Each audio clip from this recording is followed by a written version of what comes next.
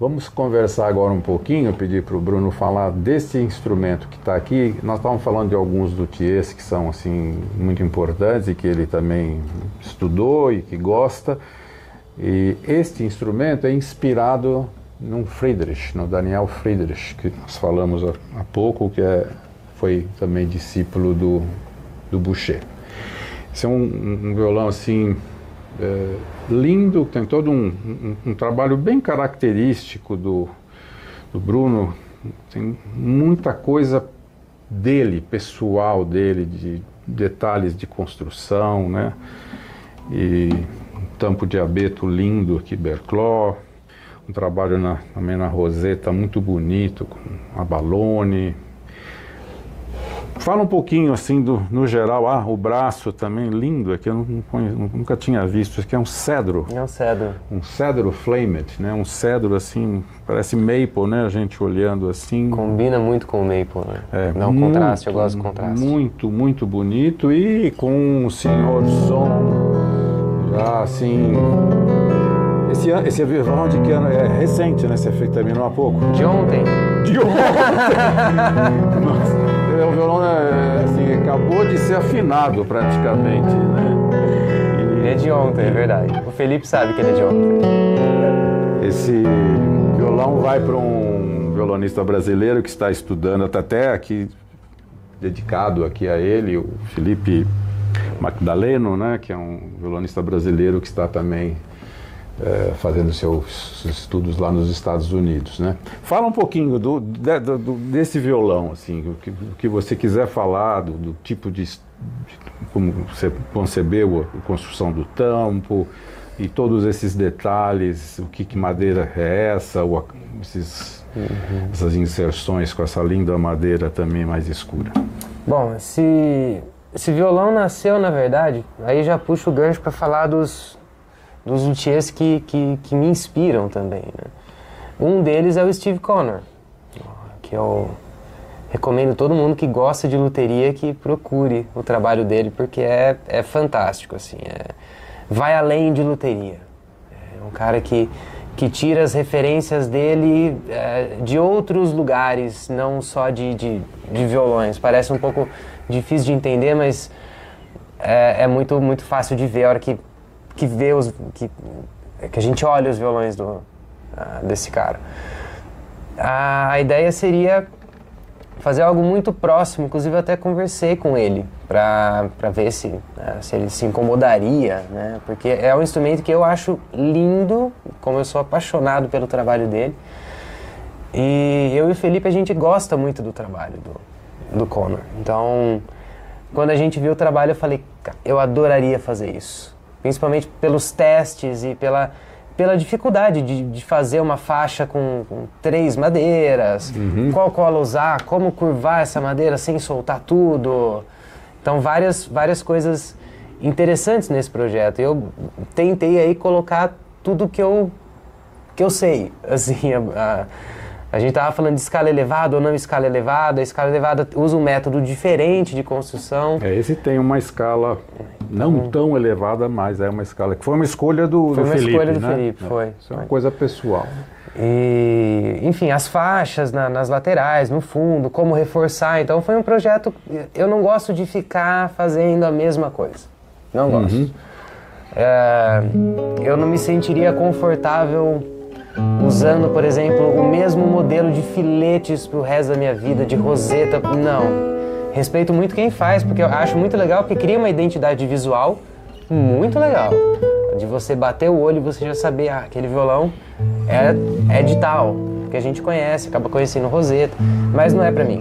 Eu gosto de realmente criar, são projetos em cima de cada violão, assim, sabe? E esse foi um desses, que a gente tentou usar tudo do melhor, muita coisa diferente, tanto uma roseta de violão clássico, de nylon, geralmente não se usa concha, abalone, madrepérola. E eu gosto. Muito. E esse aqui ficou uma combinação assim discreta e muito bonita, que normalmente quando coloca abalone nos violões folk e tal, aí é toda a filetação também. Essa era a ideia e o difícil foi, por mais que seja um instrumento carregado de informação, a ideia era deixar ele como que eu posso dizer, simples, talvez. Então, por mais que a gente pegue roseta com abalone, descanso de braço, lateral com 2 madeiras, fundo com 5 emendas, eu decidi uma filetagem mais simples, um acabamento na goma laca, que tende a dar uma fosqueada daqui a um tempo. Então, nada para chamar mais atenção do que o violão em si já chama. A ideia era essa.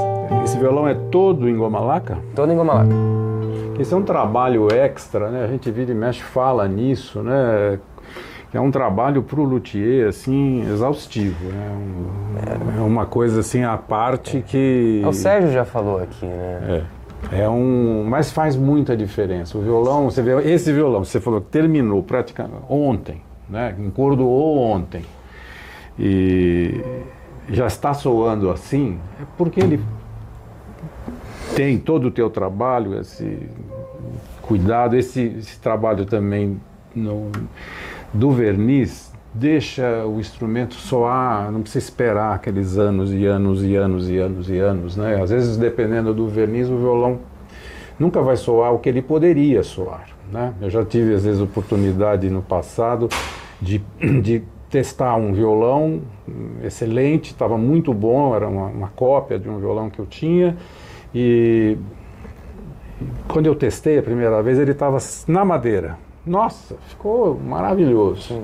E aí invernizaram assim de uma maneira rápida e sem cuidado, puseram muito verniz. O dia que eu fui buscar, assim, cadê o som?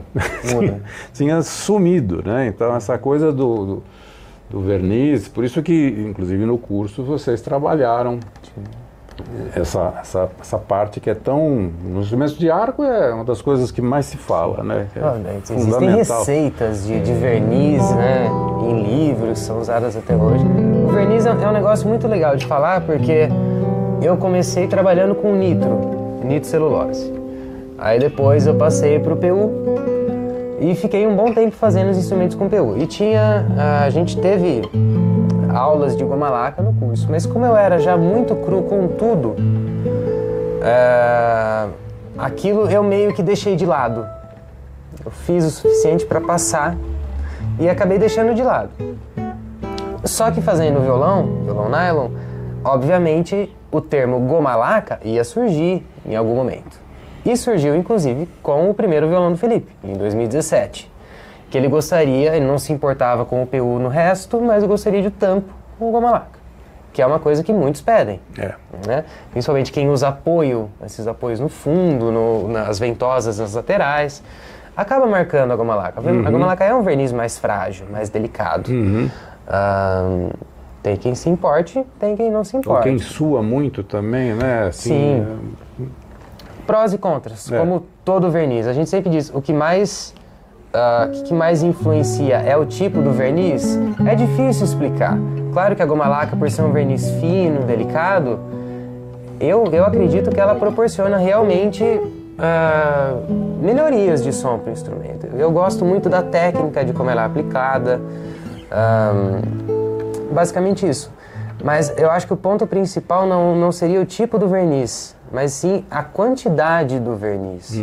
Você consegue fazer uma nitrocelulose muito fina soar bem. Você consegue fazer um poliuretano muito fininho soar muito bem. Sim. Consegue. Aí vai a particularidade de cada luthier. Chegou numa época que eu não aguentava mais compressor. E eu peguei raiva muito rápido.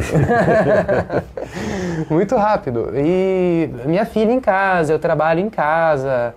Aí tem que fechar todo mundo dentro de casa quando vai ligar compressor. Então eu terminava o violão feliz da vida e ficava triste que eu falava, agora tenho verniz. Sabe? E o pessoal sempre elogiou muito o meu trabalho pelo acabamento. E eu falava, para eu fazer esse tipo de acabamento, eu tô me estressando muito. O que eu preciso? Aí eu comecei a inserir a goma laca. E é uma delícia, porque você senta na bancada, é um pano de algodão, um chumacinho ali, uma camiseta velha, álcool, goma laca, um azeite, bota uma música e vai. Você fica o dia inteiro ali fazendo. Claro que chega uma hora do processo que ele vai ficando mais exaustivo, a hora de dar brilho. Mas é um negócio delicioso de fazer. Que legal. Então é um negócio que tanto eu mudei minha tabela para trabalhar só com goma laca daqui para frente. Então essa é a minha ideia. Ah, mas é um verniz fino, é um verniz frágil? É o que está saindo melhor para mim agora, não sei. Depois. Vamos falar um segundinho aqui do tampo, que sempre é uma coisa também, agora cada vez mais as pessoas vão sabendo as grandes vantagens, as grandes qualidades de som de um tampo, que a gente fala bear claw, né? É mais fácil a gente falar que garra de urso mesmo em português, que são os abetos que têm essa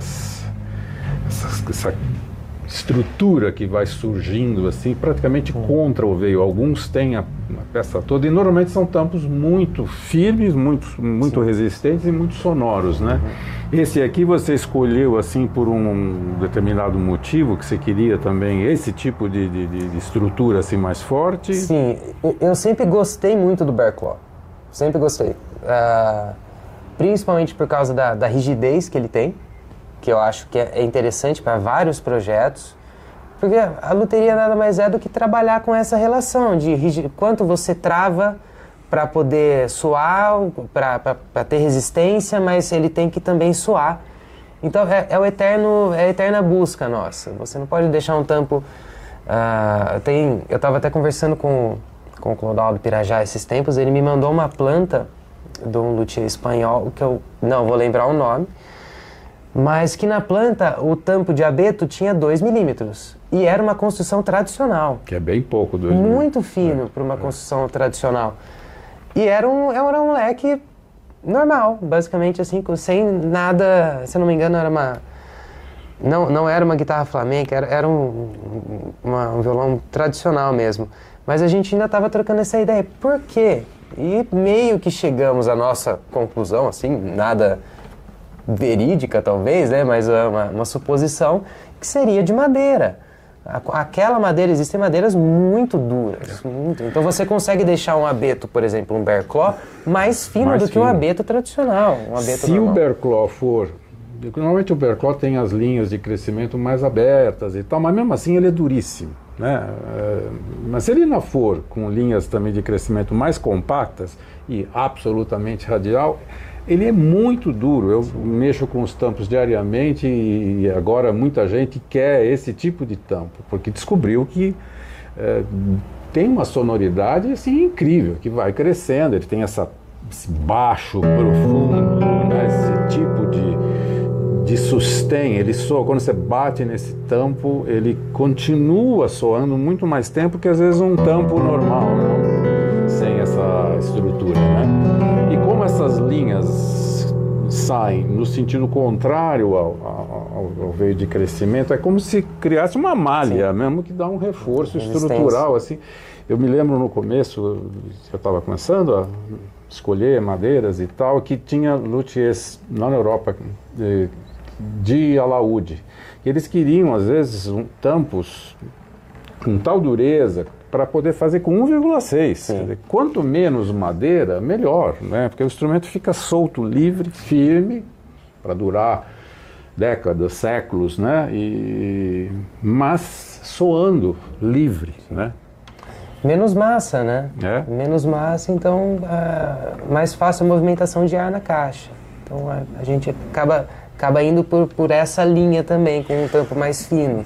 Então, claro que também tem que se trabalhar todas as barras, né, para compensar tudo isso. Mas é um tampo que eu gosto muito, um tampo que eu acho muito legal. Você tem feito também os violões 7 cordas, né? Tem bastante gente de 7 cordas te procurando. Tem uma diferença assim muito grande quando você parte para um 7 cordas, estruturalmente, assim? Estruturalmente eu diria que não. O que eu tento fazer no 7 cordas é dar um pouco mais de ênfase no grave, né? Com algumas mudanças de leque, não necessariamente de espessura. Pelo menos todos que eu fiz não foram grandes mudanças estruturais, assim. A não ser braço, né? Braço eu gosto de dar de reforçar um pouco. Não uso tensor, mas uso reforço de madeira no braço. Sei. Não aparece por trás, né? Porque eu não gosto, eu gosto de manter a estética tradicional, mas por dentro do braço geralmente tem 1 ou 2 reforços, né? Umas longarinas de madeira dura, IP, muirapiranga, sobra de ébano. A gente usa essas madeiras para estabilizar. Ou até fibra de carbono, que eu já usei uma época fibra de carbono também. Dentro do braço. Maravilha. Bruno, olha, parabéns. prazer tão grande assim, depois de tanto tempo que a gente já se fala, a gente já era muito amigo, sem se conhecer pessoalmente, né? E longos papos, e tem um vídeo que eu acho que vale a pena vocês verem, acho que a gente até depois pode colocar juntamente, acho que é um vídeo lindo de um violão de 2017 que ele fez, com o Valdir Júnior, que é um dos violonistas que eu mais gosto de ouvir. E o Valdir, além de um grande violonista, que também agora faz violão, está se tornando luthier, ele tem um estúdio de gravação muito legal. E esse violão foi gravado lá, né? Então é um nível assim de gravação super profissional, eu acho que vale a pena até para ver um trabalho anterior do Bruno, uma beleza de instrumento e, como sempre, com o Valdir tocando lindamente.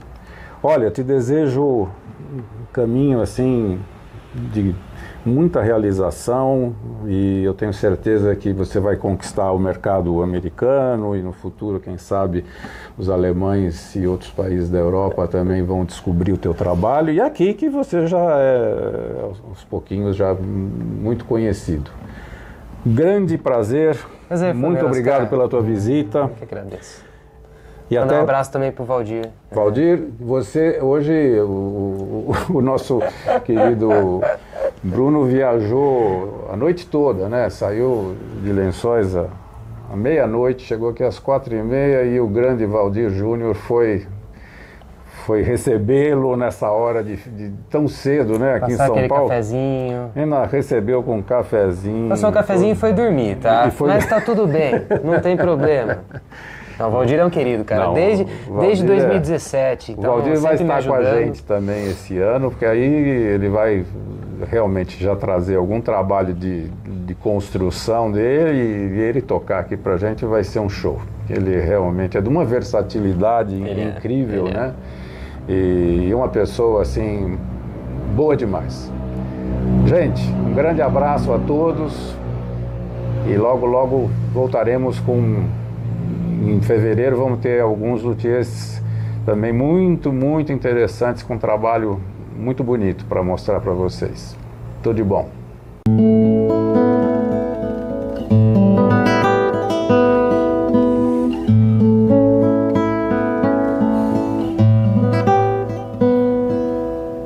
Quando o apito da fábrica de tecidos vem ferir os meus ouvidos, eu me lembro de você. Mas você anda sem dúvida bem zangada, ou está interessada em fingir que não me vê. Você que atende ao apito de uma chaminé de barro, por que não atende ao grito tão aflito da buzina do meu carro?